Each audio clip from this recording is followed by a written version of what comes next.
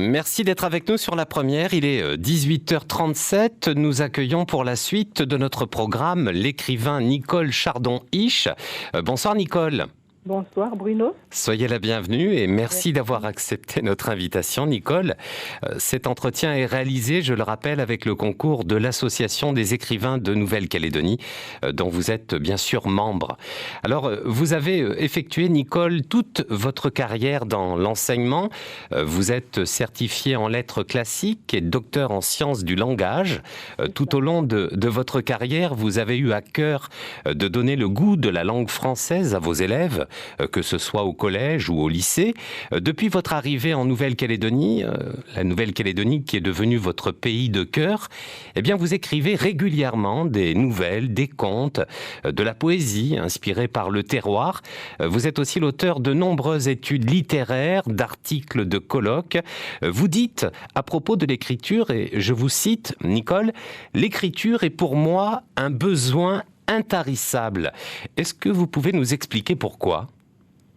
Oui, du plus loin que je me souvienne, j'ai toujours aimé écrire, lire et écrire. Donc c'est quelque chose de simple pour moi, d'évident. De naturel. Tout à fait, tout à fait. Ouais. J'ai une certaine facilité à écrire et écrire fait partie de ma vie, tout simplement. Alors, de quand datent vos premiers écrits et par quel genre littéraire avez-vous commencé ? Puisque j'ai parlé de nouvelles, de poésie, de contes. Vous avez commencé par quoi et quand ? J'ai commencé par la poésie. Et quand, à la Martinique, près de la bibliothèque Schellcher, je me souviens, vers la 5e ou la 4e, que je distribuais des poésies aux passants.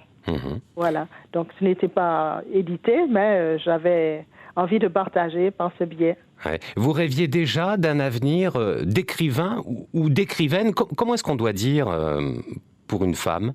Ma foi, je ne suis pas formaliste, hein. Voilà, mais comme écrivaine, voilà. Ouais, comme vous êtes aussi linguiste, voilà. Bien sûr. Donc, vous rêviez déjà de publication à l'époque, quand vous étiez jeune ? Oui. Mais je l'ai en fait véritablement publié que peu de temps avant de venir à la Martinique. J'ai publié un recueil de nouvelles en bas bénédictin, l'histoire d'une source qui divise les habitants. Et depuis mon arrivée en Nouvelle-Calédonie, je suis donc très attachée au terroir, à l'observation, à la transformation du réel, à la sublimation de ce que je vois. Et j'ai écrit une douzaine d'ouvrages. Quel est le genre dans lequel vous vous sentez le plus à l'aise ? J'avoue exceller dans la nouvelle, parce qu'elle est concise, elle est courte, de 2 à 15 pages. Et quand j'arrive à quelque chose de clos, je ne vais pas plus loin. Voilà, c'est une entité qui me plaît. J'aime la forme dense, concise, avec l'effet de surprise à la fin. J'ai écrit du théâtre. Je suis en train d'écrire du théâtre. En ce moment, là ? Oui, tout à fait. D'accord. Une pièce de théâtre qui... Une pièce de théâtre pour montrer les rencontres improbables. Voilà. C'est toujours le vivre ensemble, mais avec un biais particulier. Oui. On reparlera de vos projets futurs, donc, dans un petit moment. Parmi tous vos écrits, toutes vos publications, si vous deviez en conseiller une ou plusieurs à nos auditeurs qui ne vous auraient pas encore lu et qui souhaiteraient vous découvrir, quel ouvrage mettriez-vous en exergue, Nicole ? Je présenterai d'abord les analyses pédagogiques parce que mon but, bien sûr, c'est d'écrire, de montrer mon talent, mais aussi de diffuser la littérature calédonienne. À ce titre, j'ai produit 3 ouvrages sur un panel, voilà, d'auteurs locaux, afin que les élèves, les étudiants, sans avoir nécessairement lu tous les ouvrages, se rendent compte que la littérature est émergente et dense et de grande qualité. Ouais, donc voilà, vous défrichez le terrain pour vos étudiants, on peut dire ça comme ça. Pour tout public d'ailleurs, parce que les analyses que je fais sont soit complètes, soit à l'état de suggestion, de proposition. les enseignants, les étudiants peuvent les utiliser telles quelles ou s'en servir comme d'une base. On verra où trouver vos publications tout à l'heure. Oui. Je voudrais parler de votre actualité en fait, hein, votre dernière publication sortie en juin de cette année. C'est un conte. Hein. Il s'appelle Gailloux dans la forêt. C'est le premier opus d'une série, d'une collection qui a la particularité, Nicole, d'être trilingue. Absolument. En tant que linguiste, j'ai à cœur donc d'exploiter autant que je peux la diversité linguistique. Et grâce au concours de l'ALK, j'ai traduit donc dans diverses langues kanak. Ce sont des produits pour tous les enfants et pour les adultes qui ont gardé leur âme d'enfant, mais c'est aussi un support pour la classe de langue et culture kanak. Ouais. Donc c'est l'ALK qui est votre partenaire finalement dans cette traduction. Voilà, ils sont formidables. Et vous traduisez en ingonais et djéou, c'est ça? Ça c'est le premier opus, ça c'est le premier, dans la forêt. Oui. Et le second qui va apparaître en début d'année, il sera traduit en païchi. D'accord. Est-ce que vous pouvez nous présenter donc ce conte et Gailloux? Qui est Gailloux? Qui est-il? Alors c'est le surnom de mon petit-fils Galahad, mon premier petit-fils. Et Gailloux est malicieux. Et en l'observant, je rajeunis, bien sûr. Et j'invente des contes. J'invente des contes et ça participe à son éducation. Ça permet aussi d'écrire avec fraîcheur, avec fantaisie aussi. Est-ce que vous pouvez nous parler un petit peu de l'univers de Gailloux et quelles sont les valeurs véhiculées, partagées, transmises à travers ce conte Gailloux dans la forêt? Les 3 contes sont des contes en fait un peu initiatiques. Les adultes veillent discrètement à l'éducation sans directive. Voilà. Et c'est Gailloux qui fait ses propres expériences, qui va découvrir que les poissons ont un univers particulier, aquatique. Il ne faut pas les sortir de l'eau. Il va aussi découvrir par lui-même quel est son totem.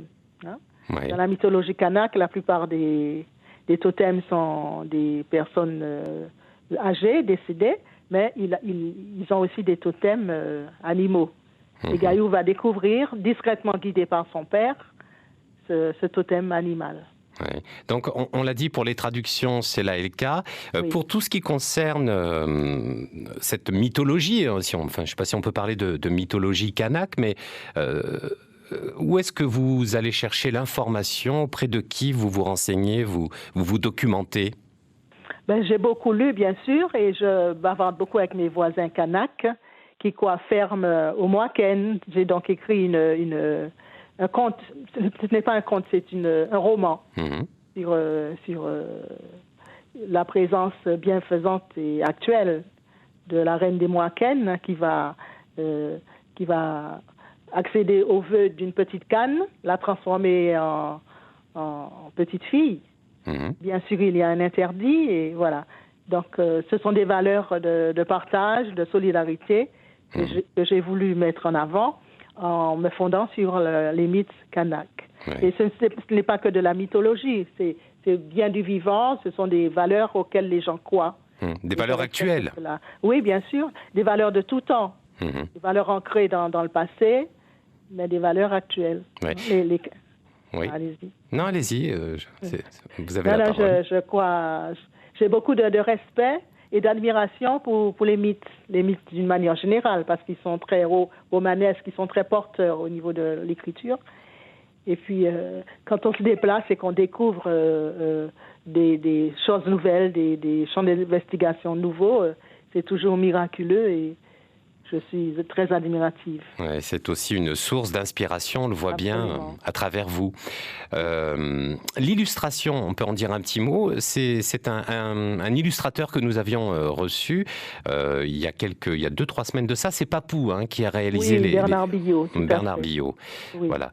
La co-directrice de la collection, c'est Sylvie Baye, c'est bien ça? Oui, c'est une amie, une collègue également, et secrétaire de l'association Écrire en Océanie. Oui. J'ai le plaisir de diriger depuis quelques années. Oui, vous êtes la présidente de cette association, donc Écrire en Océanie. J'en profite pour dire que Sylvie Baille sera notre invitée demain soir à votre place. Voilà. Gaillou, donc, revenons à Gaillou. C'est une série, donc une collection. On peut supposer qu'il y aura d'autres petits Gailloux à venir, vous l'avez dit. Prochaine édition, début d'année. Vous avez projeté d'écrire combien de contes et de publier combien de contes dans cette collection? Pour l'heure, j'en ai 3. Mais là, je fais un appel à d'autres auteurs qui pourraient écrire des contes trilingues. Voilà.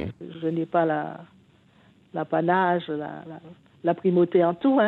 Bien sûr, vous êtes d'accord pour partager Tout à fait. Donc, ceux qui veulent proposer dans cette collection des contes à traduire par l'ALK, je suis tout à fait ouverte.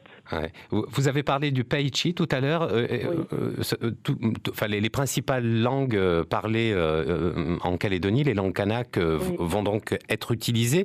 Est-ce que vous allez utiliser aussi des langues internationales? Je pense à l'anglais. Oui, bien sûr. Oui. Avec l'Harmattan, j'ai un contrat d'un conte bilingue, voilà, dans la collection Conte des 4 vents, voilà. C'est un conte bilingue, Paichi et anglais. Ce qui va permettre de donner plus de visibilité finalement à vos publications. C'est important de fournir des outils pour les classes, de renouveler un petit peu la littérature et les supports. Oui. Avec la richesse et la diversité des langues, c'est tout à fait naturel de partir du terroir. Voilà. Oui. Nicole, je vous ai présenté tout à l'heure dans mon introduction comme enseignante. Vous êtes aujourd'hui à la retraite. Oui, depuis un an. Depuis un an. Mais vous n'avez pas complètement abandonné l'enseignement puisque vous organisez régulièrement des ateliers d'écriture. Dites-nous quand, où et à qui s'adressent ces ateliers d'écriture que vous organisez du côté de Païta, me semble-t-il. À la médiathèque qui est très dynamique, avec Manuela Ginestre notamment, et la mairie qui nous apporte un soutien logistique important. Oui. Donc, c'est un atelier qui a lieu le samedi. Tous les samedis? Enfin, peut-être pas en ce moment avec le confinement. Régulièrement le samedi. Sinon, quand je ne suis pas disponible, d'autres personnes tout à fait compétentes. De l'association Écrire en Océanie. De l'association ou des amis écrivains. Comme Sylvie Baille, Sylvie Coquillard, qui est poétesse. Oui, Fabienne, qui était avec nous hier soir, Sylvie Coquillard. Ah oui, très bien, oui. Non, ce sont des gens de qualité. Fabienne de 16 qui va faire du théâtre l'année prochaine, un stage de théâtre. Voilà, donc pour me seconder, j'ai des personnes compétentes qui peuvent aussi animer au nom d'Écrire en Océanie des ateliers de Païta. Oui. Et j'interviens aussi ponctuellement à la Bibou de Boulou Paris. Voilà. Ok, c'est des ateliers qui s'adressent à des gens qui ont déjà écrit, qui savent déjà écrire, qui ont une certaine pratique, ou ça s'adresse aussi à monsieur, madame, tout le monde? C'est madame tout le monde, c'est très éclectique, et donc j'ai des retraités, chefs d'établissement, anciens chefs d'établissement, j'ai des jeunes qui se mettent à écrire, des personnes âgées ou à l'aube de la retraite qui n'ont jamais écrit, mais qui souhaitent. Voilà.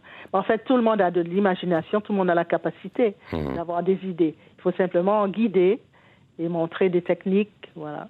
Oui, c'est important d'avoir des techniques pour pouvoir poser les choses.